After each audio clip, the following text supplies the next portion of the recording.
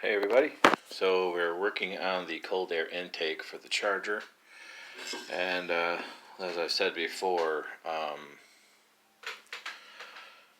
don't have the capabilities to actually show you what I'm doing as I'm doing it, so this is going to be strung out in a few videos, unfortunately, but just wanted to show you guys how to prep.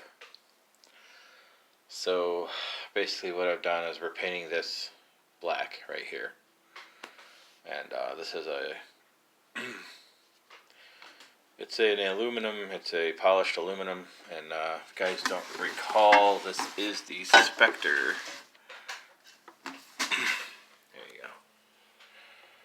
That's what we're putting on the car. Fits 11 to 15.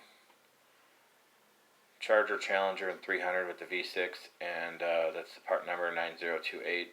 These are 100 and with taxes I paid $180 for it, and it's actually a pretty good air intake kit.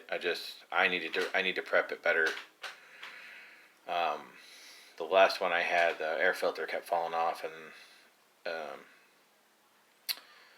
got to prep them up a little bit. You got to use a little bit of sandpaper around the edge of the filter and then stick it on there and clean it, But we'll get to that point when we are ready. But so what I done to prep this for paint is this microfiber cloth. This is 4/0 steel wool, 40 steel 0000 foam steel wool. It's very fine. This is a very fine sanding block. Now I would use like a very fine scrubby. I did not have. I had a green scrubby I was going to use. I couldn't find it. I don't know what happened to it. So I used this sanding block that we had laying around the house. It's all screwed up because my dog ate it. But yeah, so I just lightly. You don't want to go nuts, just lightly. Just to you can see there's little scratches. And just little scratches. I don't want to scratch it up too bad. Just enough so paint will adhere to it. I used this glass and surface cleaner.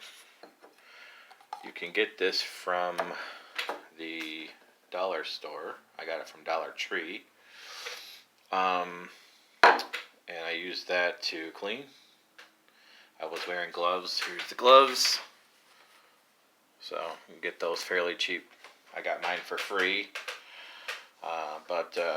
Yeah, get those pretty cheap, and then we're going to use this paint.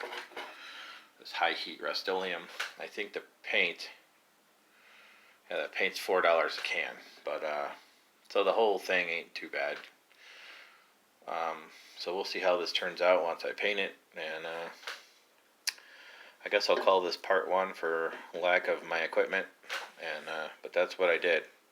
I scuffed it dry with I cleaned it with the glass cleaner first, then I scuffed it dry, wearing the gloves, with the sanding block, and then hit it with some more glass cleaner, hit it with the steel wool, scrubbed it really good with the steel wool, kind of a wet sand, and then I wiped it off with the rag, and then now I'm about to I'm